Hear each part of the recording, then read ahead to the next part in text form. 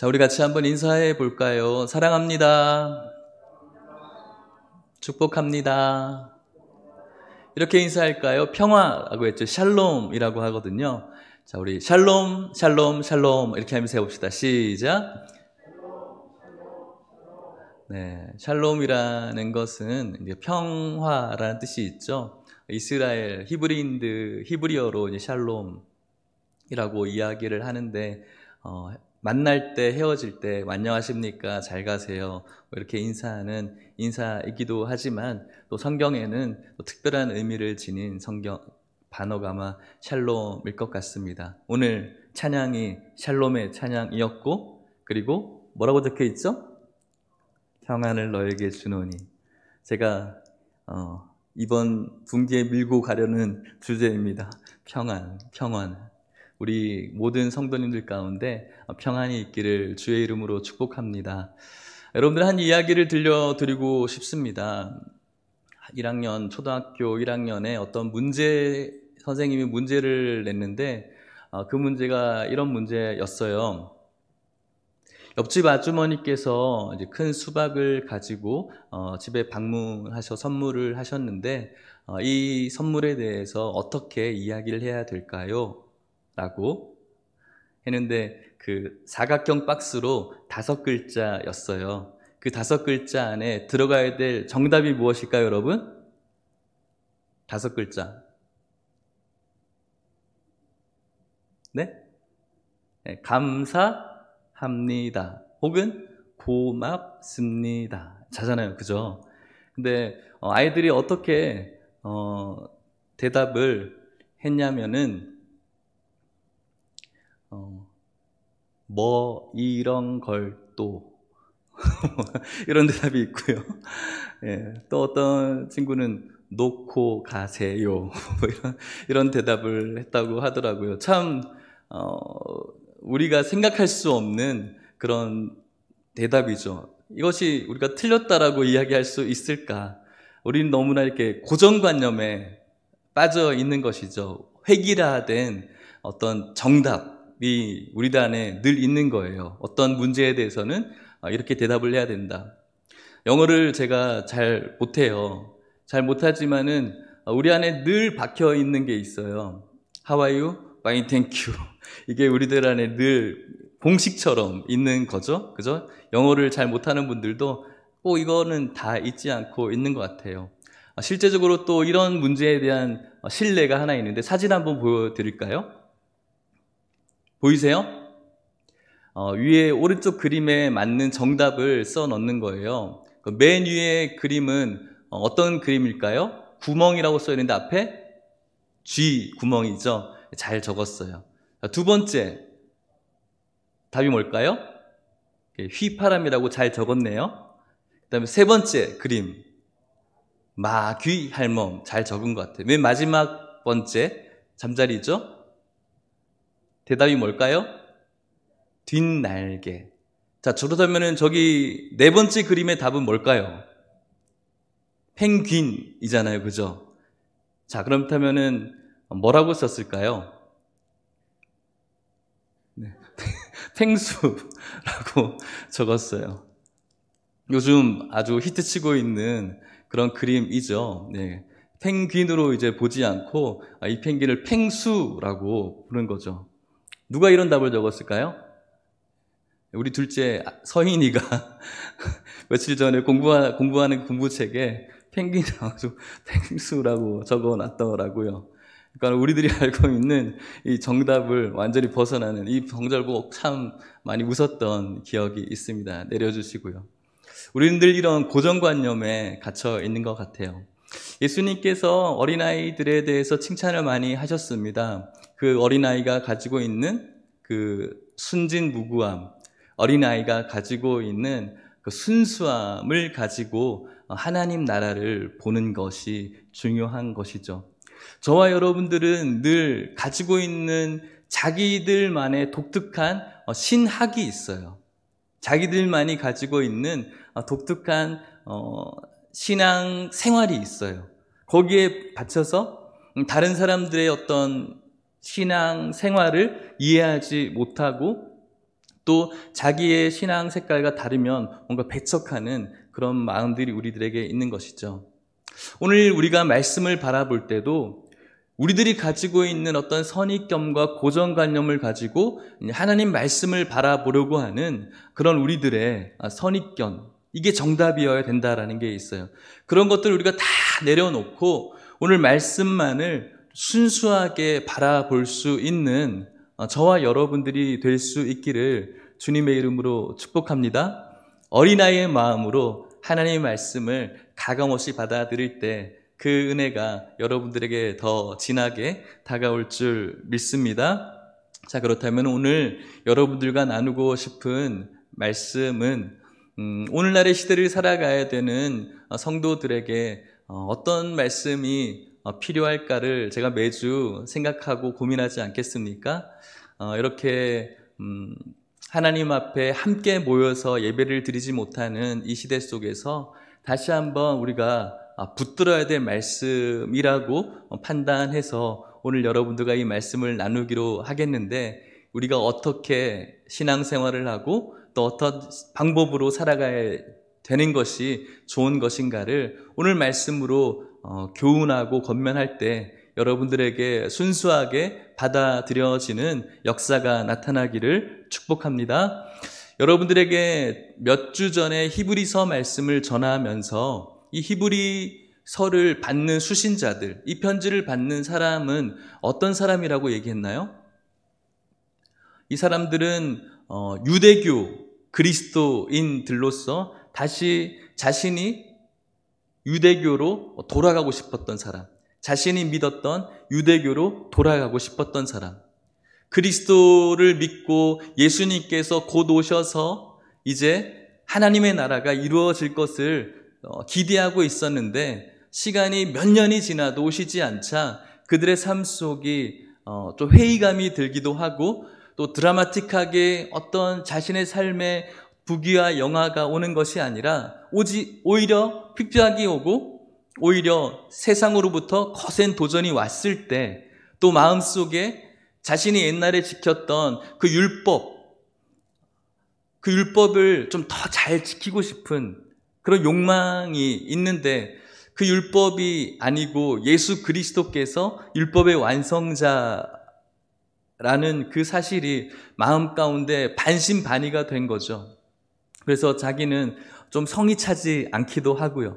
그래서 다시 유대교로 돌아가고자 하는 신앙의 어떤 어려움과 거센 도전 속에 다시 유대교로 돌아가고자 하는 그들에게 주는 말씀이라고 할 수가 있는 것이죠. 그래서 오늘 말씀은 다시 한번 저와 여러분들이 하나님께로 나아가야 될 그런 메시지를 담아내고 있는 것입니다. 지난번에 히브리서 말씀을 여러분들에게 설교하면서 한 사람이 하나님께로 나아가는 것은 무엇이 필요하다고 했죠? 용기가 필요했습니다. 담력이 필요했었습니다. 그러면서 여러분들에게 성경 구절 몇 가지를 보여드렸어요. 하나님께 나아가는 자는 어떻게 된다고요? 죽는다라는 그런 성경 구절에 공통된 내용들이었어요. 레위인들조차도 하나님의 그 성물을 잘못 만지게 되었을 때 죽게 될 수가 있었던, 하나님께 나아간다라는 것은 굉장히 두려운 것이었죠. 하나님을 직접 대면한다는 것은 굉장히 무서운 일이었죠. 전능하신 하나님이고 우리를 선택하신 하나님이고 우리를 가나안으로 인도하신 하나님이시지만 그 하나님을 직접 대면한다는 것은 굉장히 어렵고 두렵고 힘든 일이었다라는 것입니다. 그런데 그 어려운 일을 이제는 가능케 하신 분이 있었는데 그분이 누구였습니까? 예수 그리스도였습니다. 그래서 우리가 주의 보좌로 나아갈 때에 우리가 찬양 같이 부르면서 예수님의 보혈로 나아갑시다라고 찬송을 했었죠. 오늘 그 이야기의 연장선이라고 할 수가 있습니다. 자, 히브리서 10장 19절에서 20절 말씀인데요. 오늘 본문 말씀이죠. 같이 읽어보도록 하겠습니다. 시작.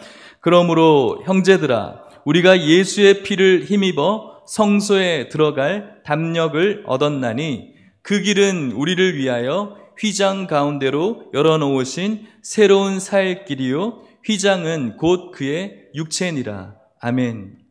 우리가 이제는 예수 그리스도의 피를 힘입어서 하나님이 계신 성소에 들어갈 수 있는 담력을 가지게 되었다라는 거예요. 그전에는 이 성소에는, 특별히 지성소에는 제사장들도 못 들어갔어요. 오직 대제사장만이 1년에 한 번 대속죄일날 들어갈 수가 있었죠. 대제사장이 지성소로 들어갈 때에도 혹시 이 대제사장이 죽지는 않을까, 그래서 허리에 그 방울을 달아서 이 사람이 살아있나 죽어있나를 이렇게 판가름하기도 했었죠. 하나님 앞에 나아가는 것이 그만큼 인간으로서는 무력한 행위이기 때문에 그런 것이었습니다.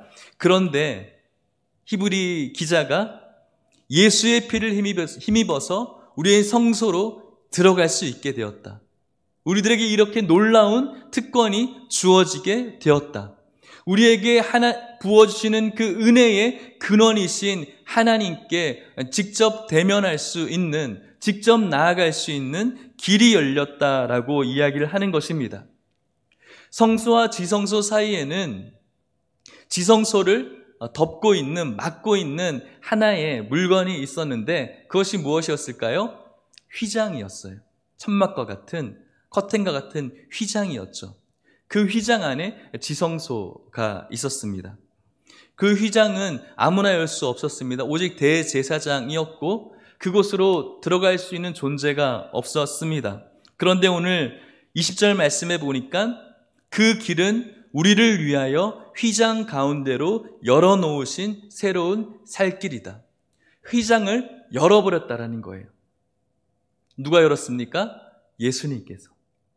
실제적으로 예수님께서 십자가에 죽으신 그 직후에 마태복음은 어떤 사실을 기록하고 있습니까? 지성소의 휘장이 완전히 갈라졌다라고 성경에서도 기록되어졌었죠. 이 휘장은 하나님께 나아가는 인간과 하나님 사이를 막아놓은 그 휘장을 완전히 갈라놓았다라는 그 의미도 되고요. 또 새로운 살 길이요 휘장은 곧 그의 육체니라. 예수 그리스도께서 십자가에 자신의 몸이 찢어지는 그 십자가의 그 보혈을 상징하는 것도 휘장이 되는 것이죠. 십자가의 그 보혈로 인하여서 하나님과 인간 사이에 가로막혀 있었던, 아무도 그 휘장을 걷어낼 수 없었던 무거운 휘장이 완전히 열려지게 되고 이제는 새로운 살 길이 열려지게 되었다라는 것을 지금 히브리 기자가 이야기를 하고 있는 것입니다. 다시 유대교로 돌아가서 율법 생활, 뭔가 행위를 해야 되고 지켜야 되는 그 율법으로 인하여서 하나님을 만나게 되어지는 것, 그것이 진리가 아니라 예수 그리스도께서 그의 몸을 찢음으로 말미암아 하나님께로 나아가는 그 휘장이 완전히 열려지게 되었다라는 것이죠. 하나님께서 우리를 만나주기 위해서 우리들에게 주신 놀라운 선물이라고 할 수가 있는 것입니다. 예수님께서 하나님께로 가는 그 길은 무언가 옛날에 부족했는데 리모델링해서 잘 꾸며놓은 길이 된 것이 아니라 완전히 전에 있었던 것이 없어지고 완전한 새로운 길이 열렸다라는 것입니다. 예수께서 이 길을 열어주신 하나님과 인간 사이의 통로임과 동시에 또 성경은 무엇이라고 이야기합니까? 이런 하나님께로 어떻게 해야 된다라고 이야기를 합니까? 21절, 22절 말씀입니다. 같이 읽어볼게요. 시작. 또 하나님의 집 다스리는 큰 제사장이 계심에 우리가 마음의 뿌림을 받아 악한 양심으로부터 벗어나고 몸은 맑은 물로 씻음을 받았으니 참 마음과 온전한 믿음으로 하나님께 나아가자. 아멘. 예수님께서는 하나님과 인간 사이에 있었던 그 휘장을 열어주신 분일 뿐만 아니라 하나님의 집을 다스리는 큰 제사장이라고 이야기를 합니다. 히브리서 3장은 모세를 하나님의 집의 종으로 표현하거든요. 근데 유대인들은 모세에 대해서 어떻게 생각합니까? 가장 높은 그들의 선지자로 생각을 해요. 그런데 그 모세를 향해서는 하나님의 집의 종으로 표현한 대신에 오늘 예수 그리스도를 향해서는 하나님의 집을 다스리는 제사장이라고 이야기를 해요. 하나님의 집은 무엇입니까? 이스라엘이 구약의 백성들에게는 성전이겠지만 신약을 살아가는 우리들에게는 하나님의 집이 무엇일까요? 교회를 의미하는 것입니다. 교회. 교회는 지금 오늘 우리가 나와 있는 이 예배당이 교회이기도 하고요. 또 물리적인 공간이 아니라 예수 그리스도를 믿음으로 믿고 있는 그 모임 자체가 교회라고 할 수가 있는 것이죠. 우주적인 교회를 다스리는 이 제사장이 바로 예수 그리스도, 큰 제사장 예수 그리스도라고 이야기를 하고 있는 것입니다. 그 예수님께서는 오늘 우리들의 예배 속에 이 공간을 다스릴 뿐만 아니라 오늘 여러분들이 계시는 그 곳에서도 함께 하시며 여러분들의 그 교회를 다스리시는 제사장인 줄 믿으시기를 바랍니다. 그 제사장과 함께 히브리 기자가 오늘 22절에 하나님께 나아가자라고 이야기를 합니다.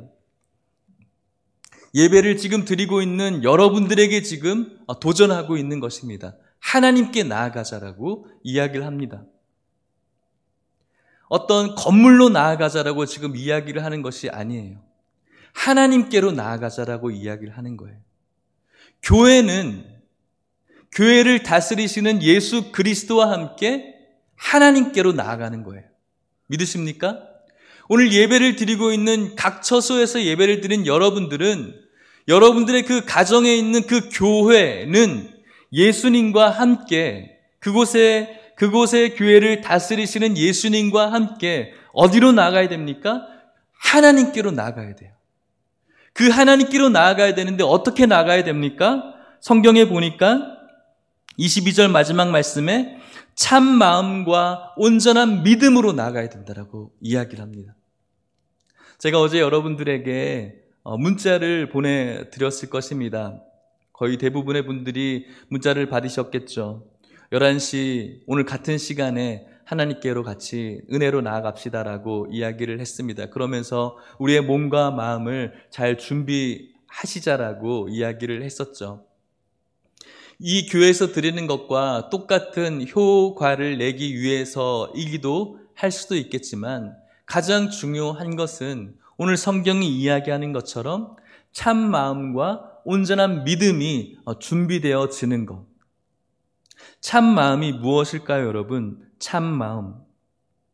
고대어를 공부한 그 신학자는 이 참 마음을 어떻게 해석을 했냐면은 충성과 성실로 해석을 했어요. 참 마음. 하나님을 향한 충성스러운 마음, 하나님을 향한 성실한 마음으로 나아가야 된다는 거예요. 오늘 여러분들이 예배를 드리고 있습니다. 여러분들의 그 교회는 예수 그리스도께서 다스리는 교회입니다. 그 교회에서 여러분들이 하나님께로 나아가는 것은 그냥 시간이 됐으니까 혹은 형식적으로 드리는, 오늘 이곳에 우리가 나와 있는 우리 스태프들도 또 우리 중직자들도 있지만 여기서 드려지는 예배는 그냥 주일날 드려지는 예배이기 때문에 나오는 것이 아니라 주님을 향한 충성이 있어야 되고요, 주님을 향한 성실함이 있어야 되는 그 마음으로 나와야 되는 거예요. 어쩔 수 없이 나오는 것이 아니라 충성하는 마음으로 나오셔야 되고 성실한 마음으로 나오셔야 되는 거예요. 각 처소에서 드리는 여러분들의 가정이나 직장이나 어디서든지 드릴 때에도 여러분들의 마음이 참 마음이 되어야 돼요.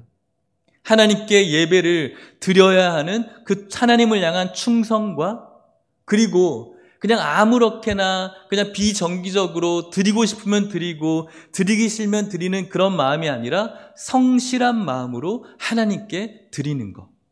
그것이 바로 참 마음이라고 할 수가 있는 것입니다. 그리고 온전한 믿음이라고 이야기를 했어요. 믿음이면 그냥 믿음이지 온전한 믿음이라고 하는 이유가 무엇인가?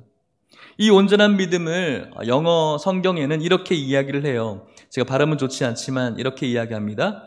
In full assurance of faith. In full assurance of faith.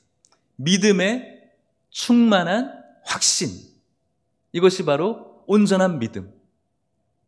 믿음의 온전한 충만한 확신. 그것이 바로 온전한 믿음이라는 거예요. 온전한 믿음을 가지고 하나님께로 나아갈 수 있어야 되는 거예요. 하나님 이 병 고쳐주십시오. 이 병 고쳐줄 줄 믿습니다. 이 믿음 아니에요. 우리가 어떤 일을 할 때 이렇게 해줄 줄 믿습니다. 이 믿음이 지금 이야기하는 그 충만한 믿음이 아니에요.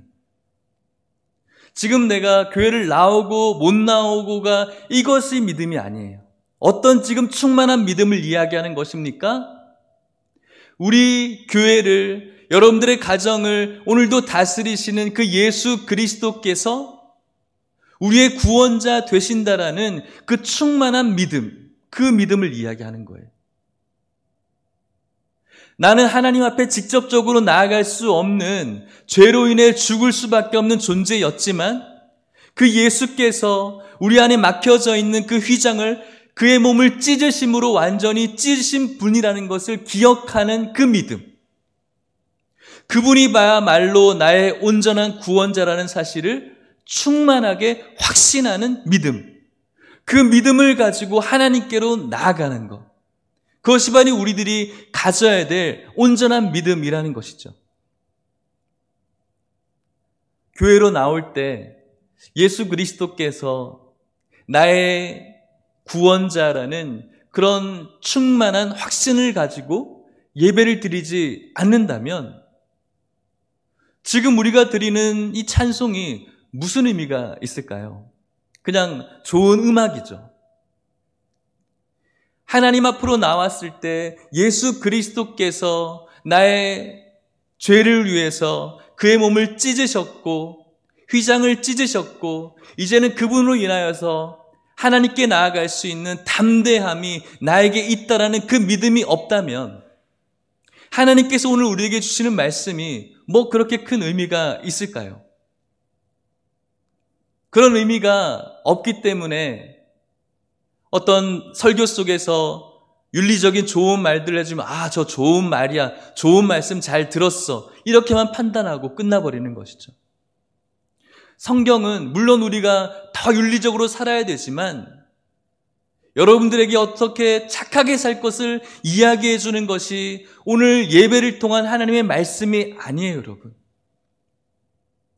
우리가 어떻게 하면은 하나님께로 더 가까이 나아갈 수 있는지, 오늘 내가 붙들고 있는 이 믿음이 정확한 믿음이 맞는지를 늘 점검하고 예수 그리스도께로 한 걸음 더 나아가게 하는 것이 하나님의 말씀이지, 윤리적으로나 혹은 세상적으로 더 잘 살아가게 하는 방법을 가르쳐 주는 것이 예배 혹은 설교가 아니라는 것이죠.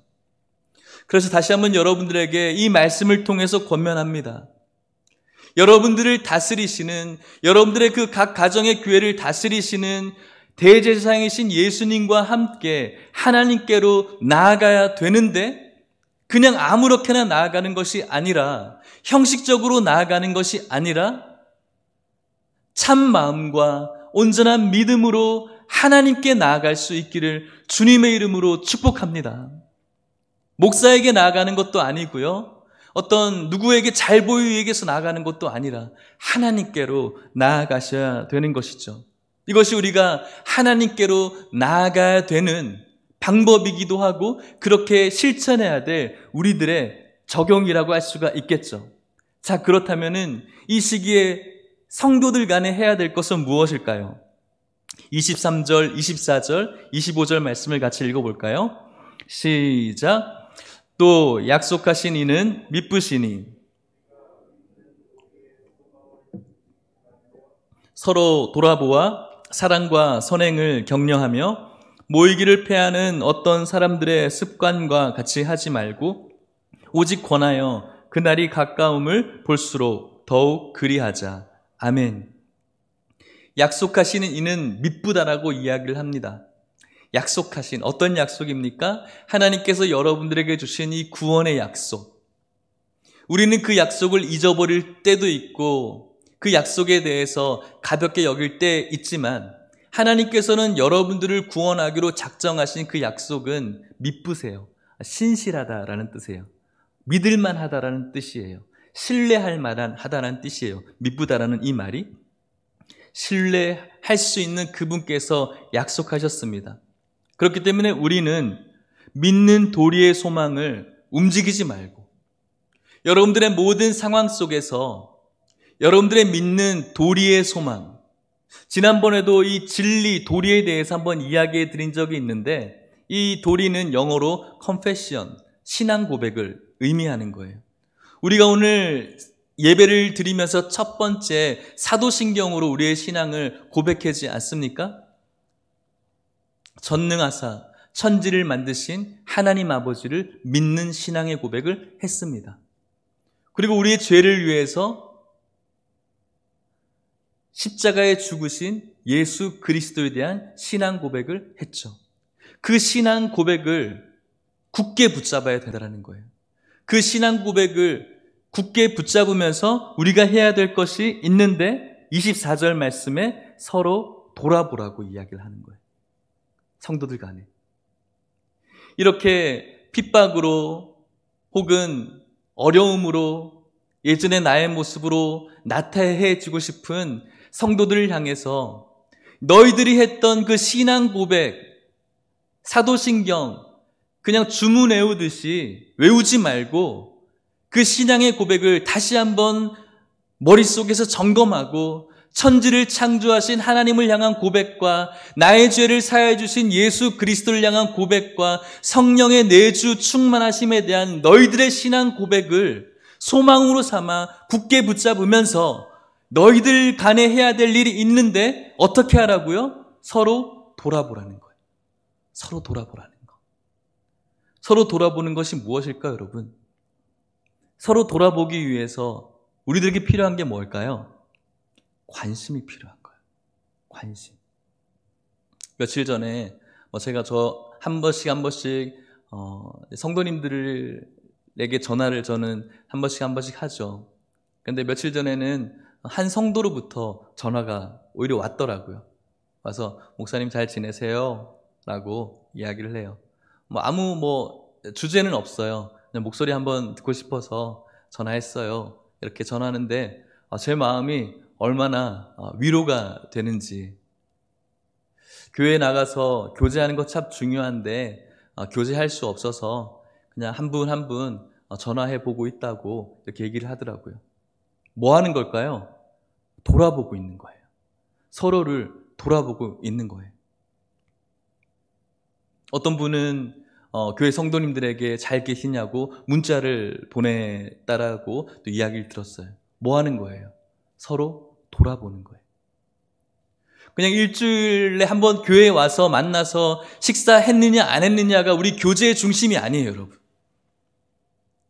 뭐가 교제의 중심입니까? 관심이 있어야 되는 거예요. 제가 몇 주 안 빠진 분들에게 목사가 전화하지 않으면은 왜 나에게 관심 주지 않느냐고 막 이렇게 이야기를 하잖아요.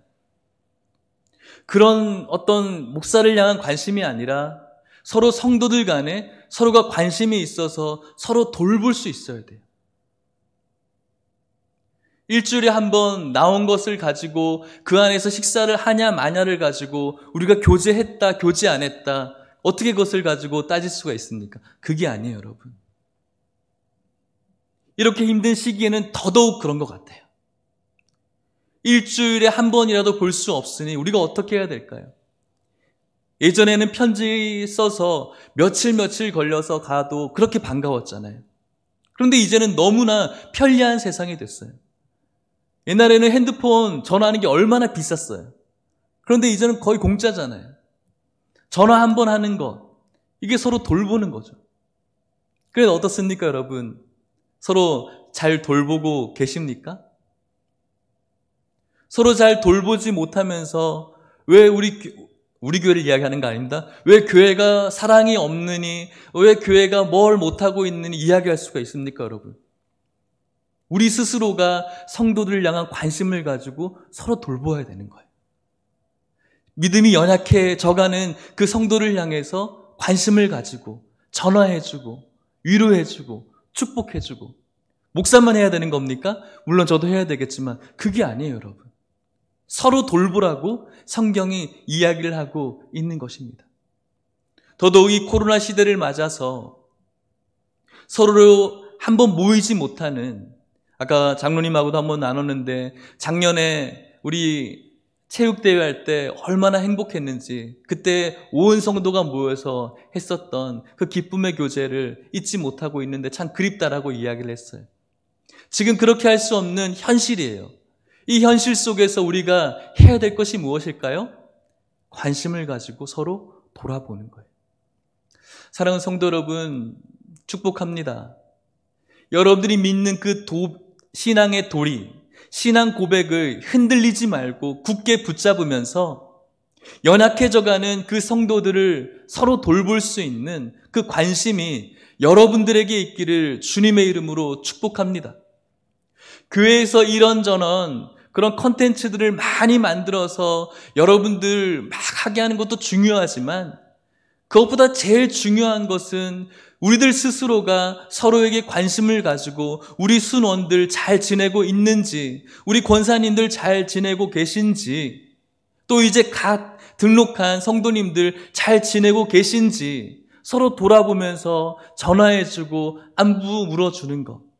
이것이 바로 우리들에게 필요한 줄 믿고 이번 한 주간 이것을 실천해 보실 수 있기를 주님의 이름으로 축복합니다. 그리고 서로 돌아보고 어떻게 해야 됩니까? 사랑과 선행을 격려하라고 이야기를 했어요. 사랑과 선행을 격려하는 것. 예수 그리스도께서 나에게 주신 사랑과 또 서로 사랑할 것을 격려해 주는 거예요. 여기서 쓰는 이 선행을 격려할 때 이 격려는 자극하다는 뜻이 있어요. 자극하다. 자극하게 하는 것. 하고 싶은 마음을 불러일으키게끔 하는 것. 그런데 이렇게 하는 것은 빨리 해, 막 강요하는 것이 아니에요. 어떻게 자극하는 겁니까? 내가 함으로써 다른 사람들을 자극시키는 거예요. 어떤 성도님이 저렇게 하신대. 아, 그래? 나도 저렇게 해봐야지. 어떤 분이 저렇게 하신대. 아, 그래? 너무 멋지다. 나도 그렇게 해야지. 그 자극제 역할을 할 수 있는 것. 그렇게 격려하는 것이죠. 내가 그분에게 사랑을 전하고 내가 그분을 위로하고, 야, 우리 만나서, 우리 예배는 못 드리지만 한번 만나서 우리 식사라도 한번 같이 하자. 그렇게 하면서 서로 돌보면서 하는 소문들이 여기저기서 날 때 나도 그렇게 해봐야지. 나도 그렇게 해봐야지. 서로를 이런 모습으로 건전하게 긍정적으로 자극시킬 수 있는 것이죠. 이것이 바로 오늘 이 시대에 성도들에게 필요한 가장 중요한 삶의 덕목이라고 저는 확신을 하는 것입니다.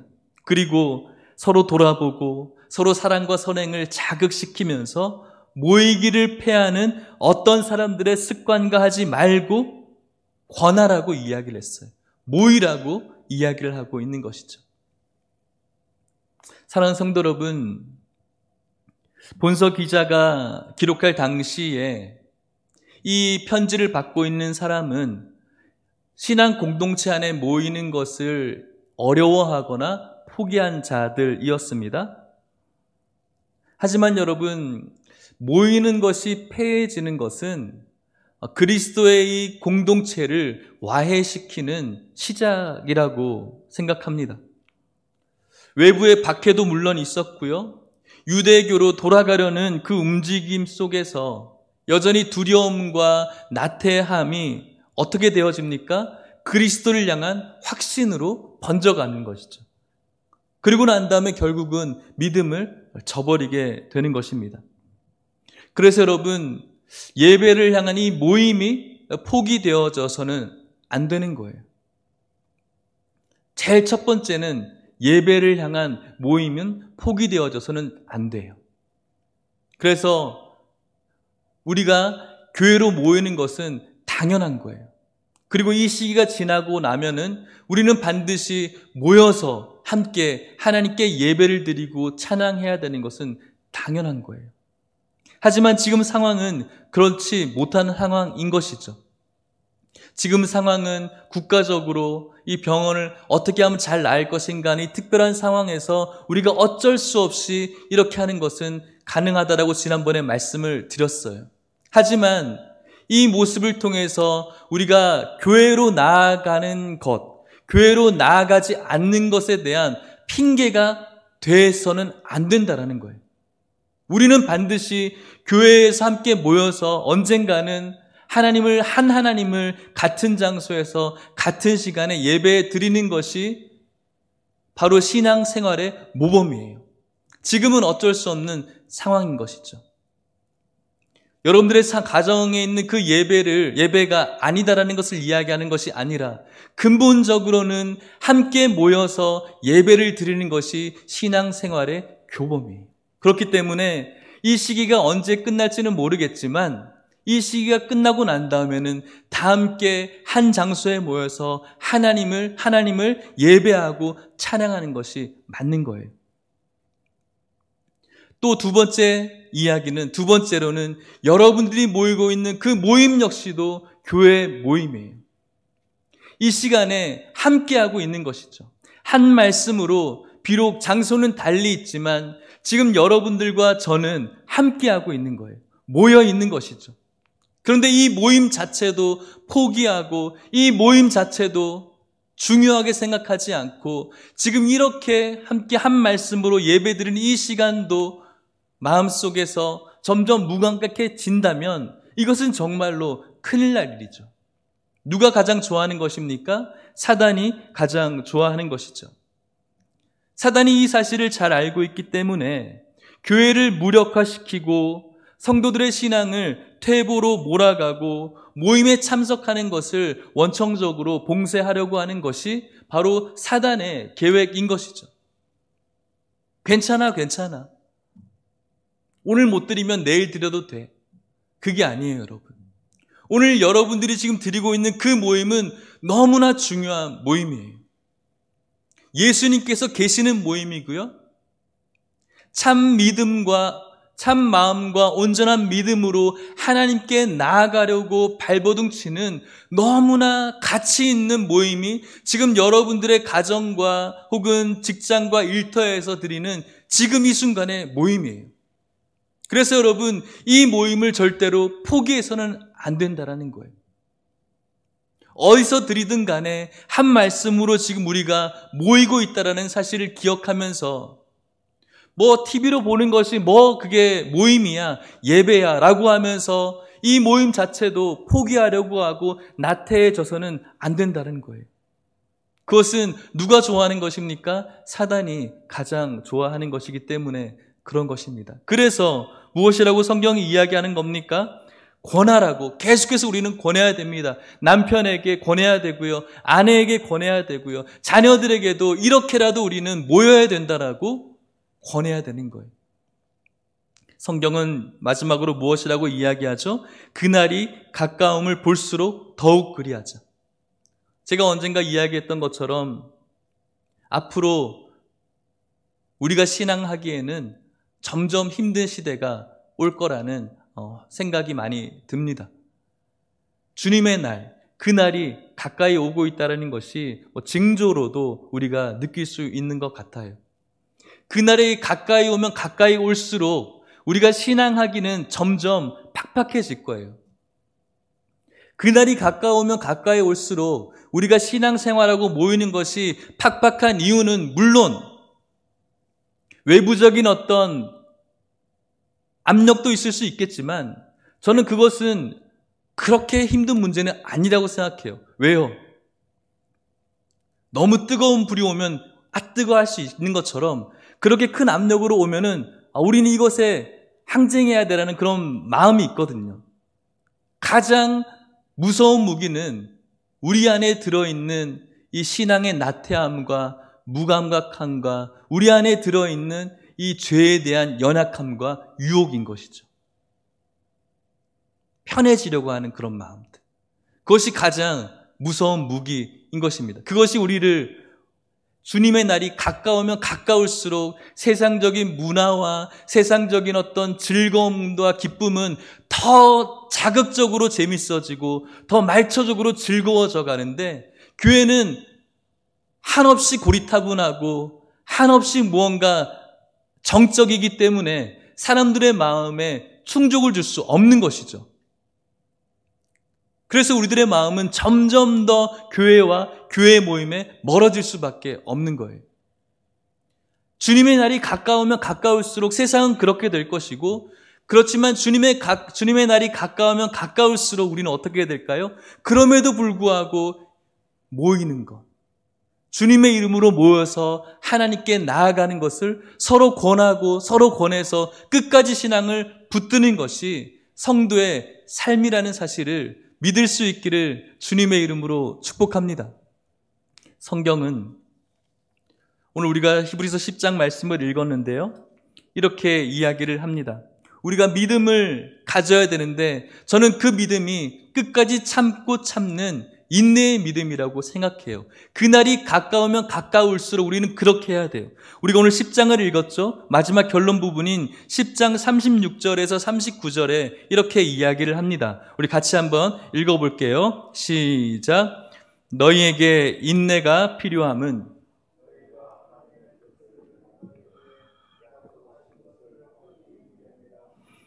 잠깐 후면 오실 리가 오시리니 지체하지 아니하시리라. 나의 의인은 믿음으로 말미암아 살리라. 또한 뒤로 물러가면 내 마음이 그를 기뻐하지 아니하리라 하셨느니라. 우리가 뒤로 물러가 멸망할 자가 아니요 오직 영혼을 구원함에 이르는 믿음을 가진 자니라. 아멘. 사랑하는 성도 여러분, 여러분들에게 인내가 필요합니다. 인내를 필요로 하는 믿음, 인내하는 믿음이 저와 여러분들에게 필요한 줄 믿습니다. 그날이 가까우면 가까울수록 이 믿음이 필요한 것 같습니다. 오늘 성경은 이야기합니다. 잠깐 후면 오실 리가 오실 것이라고 이야기합니다. 그리고 나의 의인, 하나님께서 인정하는 의인은 믿음으로 말미암아 산다라고 이야기합니다. 우리의 죄를 위해서 죽으신, 하나님과 우리 사이의 휘장을 갈라놓으신 그 예수 그리스도를 믿는 믿음, 그분이 나의 구원자이심을 믿는 그 믿음으로 사는 것이죠. 그 믿음이 뒤로 물러가면 하나님께서 그를 기뻐하지 않겠다라고 말씀하세요. 그러면서 결론적으로 우리는 뒤로 물러갈 자, 뒤로 물러가서 궁극적으로 멸망할 자가 아니고 오직 영혼을 구원에게 이르는 믿음을 가진 자가 바로 오늘 이 말씀을 듣고 있는 여러분이라고 이 히브리서를 쓴 사람이 이야기를 하고 있고, 하나님께서 여러분들이 그런 자라고 말씀하고 있는 사실을 믿을 수 있기를 주님의 이름으로 축복합니다. 말씀을 마치려고 합니다. 코로나로 인해서 오늘날 교회가 모이지 못하는 것을 위기라고 많은 사람들이 이야기를 합니다. 그날이 가까우면 가까울수록 우리를 모이지 못하게 하는 그 이유는 수도 없이 늘어나게 될 것입니다. 아까 말씀드렸던 것처럼 어떤 커다란 권력은 솔직히 저는 문제는 아니라고 생각해요. 가장 중요한 여러 가지의 이유들이 있을 거예요.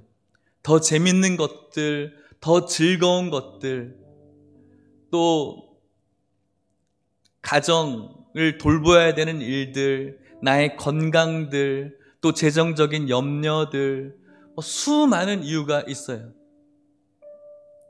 그것으로 인하여서 우리는 모이는 것을 주저하게 됩니다. 앞으로 더 다양한 양상으로 그런 이유들이 나타나게 될 것입니다.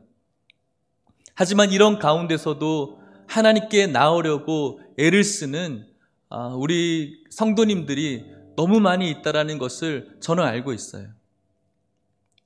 제가 한 번씩 쭉 우리 성도님에게 통화하면서 우리 성도님들과 이야기를 해보면은 제가 너무 우리 성도님들을 과소평가했구나라고 생각하면서 회개해요. 얼마나 그 믿음을 굳게 붙잡고 있는지, 하루빨리 교회 문이 열리면 지금 당장이라도 예배 가운데 나오려고 하는 거의 대부분의 성도님들이 그런 마음이에요. 귀하죠. 앞으로의 우리에게 어떤 많은 문제들이 있어요.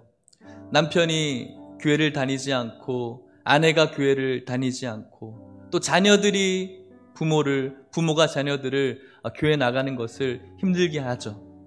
그 가운데서도 주님 바라보면서 예수님과 함께 하나님께 나아가려고 몸부림치시는 우리 성도님들을 알고 있어요.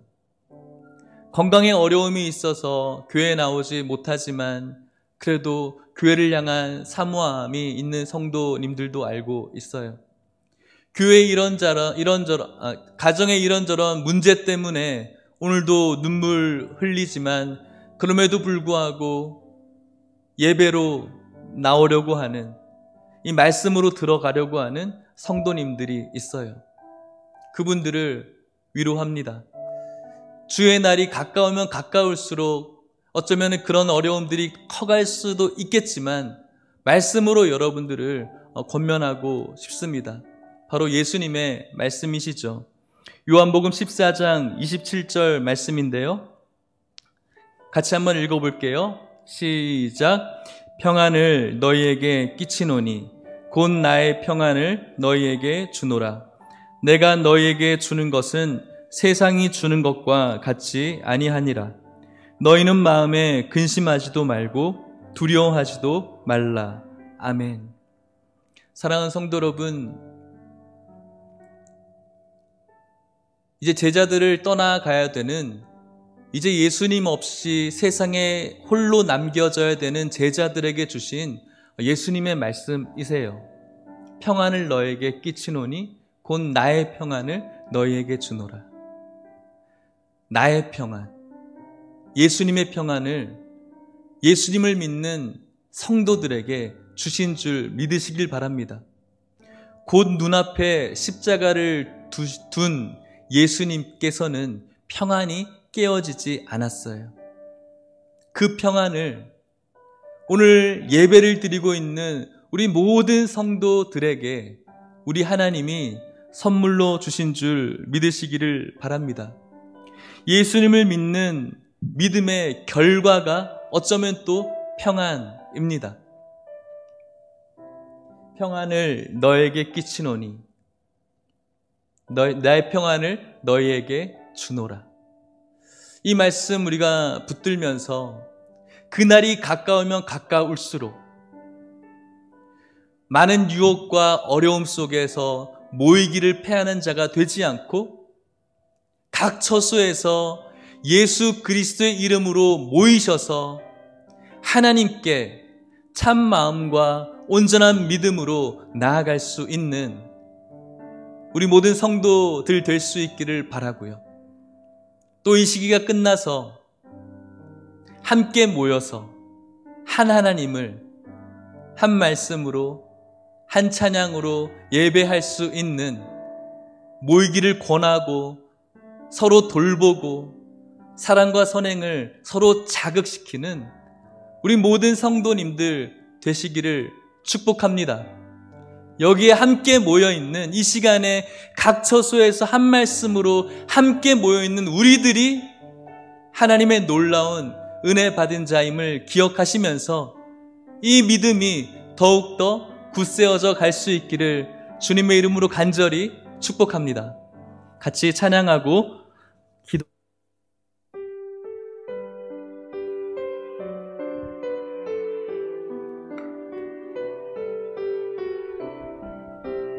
여기에 모인 우리 주의 은총 받은 자여라.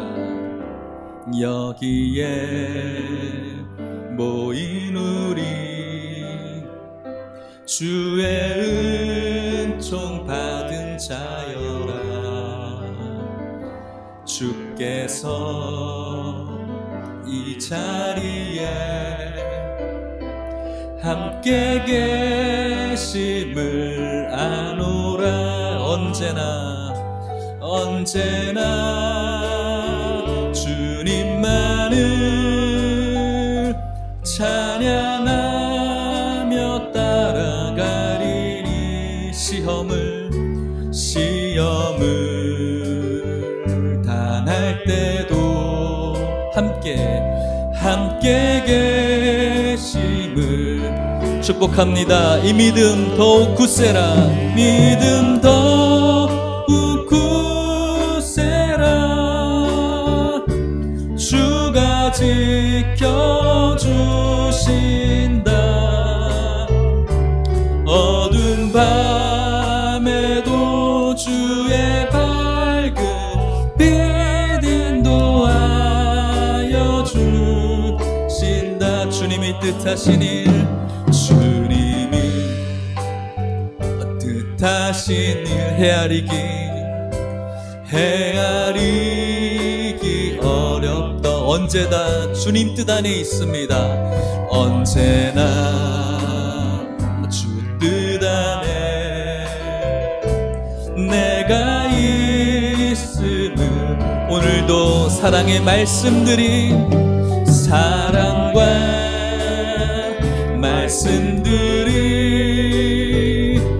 나를 더욱 새롭게 때로는 넘어져도 때로는 더 우리 확신합시다. 최후 승리를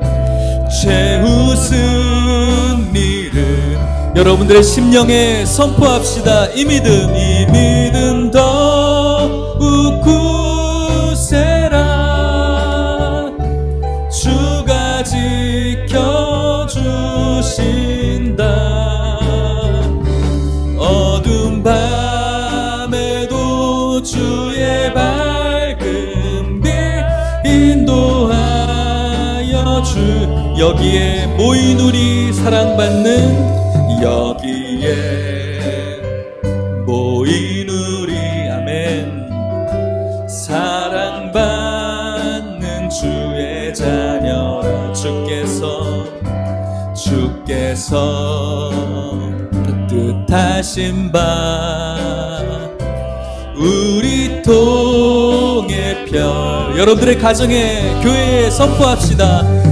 고통과 슬픔 중에 더욱 주님 의지하오. 어려움 이겨내고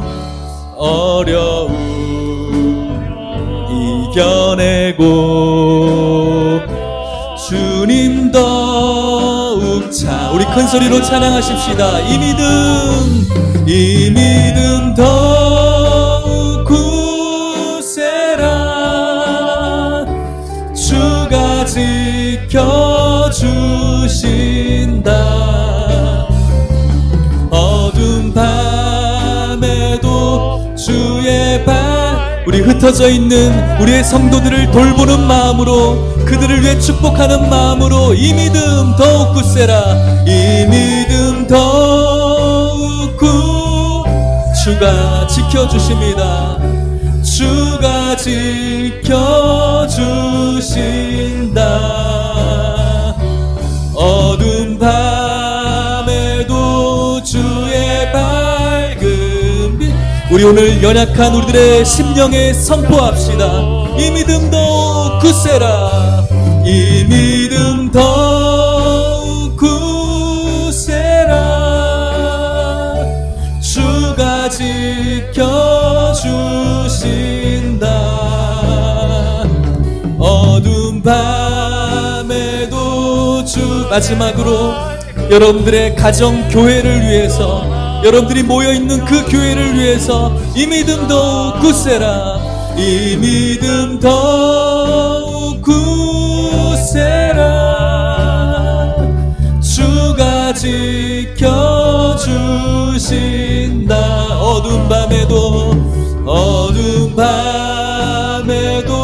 주의 밝은 빛 인도하여 주신다. 할렐루야, 할렐루야, 할렐루야. 우리 같이 한번 기도합시다.